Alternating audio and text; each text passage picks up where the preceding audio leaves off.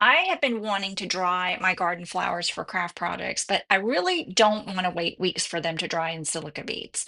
So I got a new toy. I have a microwave flower press that is going to allow me to dry my garden flowers in minutes. That's right, in minutes.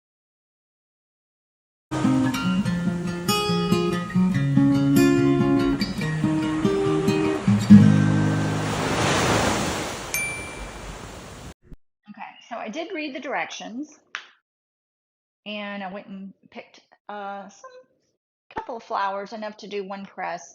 So there's a bottom piece of the press, and then there's two felt pads. You put one felt pad down, put the cloth down, and then you put your flowers on it. You put another piece of cloth, another felt, and then the other press. You are to sprinkle some water on the cloth pads. I think they just need to be moistened, and that helps prevent the flowers from burning. And so this is going to take a little bit of trial and error, I think, just based on the strength of your microwave and all that. Now these are vinca flowers that have the little stem. So I'm going to take that stem off. This one doesn't have one.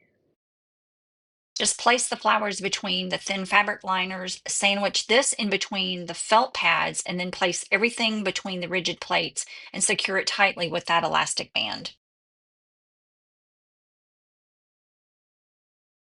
You may want to experiment with your microwave settings, just depending on how strong your microwave is, but it is suggested that you microwave in short bursts, like 20 to 30 seconds, and then let the flowers cool in between these different bursts because you don't want to burn your flowers.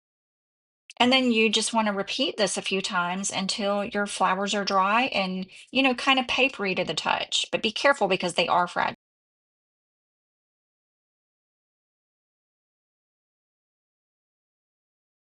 Oh my gosh, look at that.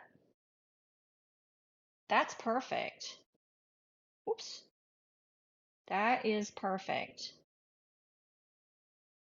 So for my microwave, I did an initial 20-second burst at half power, followed by 10-second burst at half power, and then two 20-second bursts at full power. And I don't think I needed to use half power. These will be perfect. So I'm going to put these on this cloth that I'm not using yet.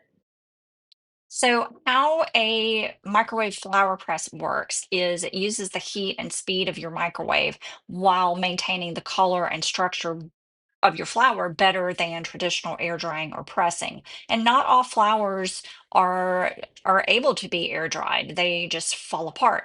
Pressing can take a long time, like pressing between books takes a long time. Silica gel works great. I love using silica gel, but it takes a long time. You've got to wait for that silica gel to do its magic, right? Okay, I think that is going to do it. These are fragile. So just be careful when you're peeling them off. Yeah, these are perfect. That is perfect. All right, put them in there. Let's go make some coasters. Now, fortunately, these can be washed. There's nothing wrong with them being a little bit stained, but these can be washed, so that'll be a good thing. And I'm going to keep everything together like that.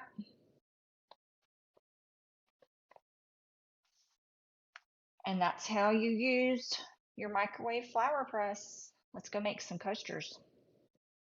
So I'm going to go through this part kind of quickly because I made a huge mistake and I feel so ridiculous. Now, can you tell what it is? Well, I even know better, but I did it anyways. My mistake was putting the flowers straight in the mold without a layer of resin first. Now, when you're doing fresh or not fresh flowers, but dried flowers in molds, you normally want a thin layer of resin and then you add the flowers and then allow the flowers to cure in the resin. Well, I didn't do that. But the reason I did this is I wanted to make little bowls, and the resin needs to be pliable when you make the little bowls. I thought I could get away with one layer, and it almost worked. But when I demolded them, I found out that the resin did not completely coat the flour because I put them in the molds first. The resin just could not reach the underside of those flours. But the bowls are still cute. I could probably fix my error with a flood coat, but I'll just chalk this up to a learning experience and try again because honestly, I don't want to put things for sale in my booth that I know are not done right.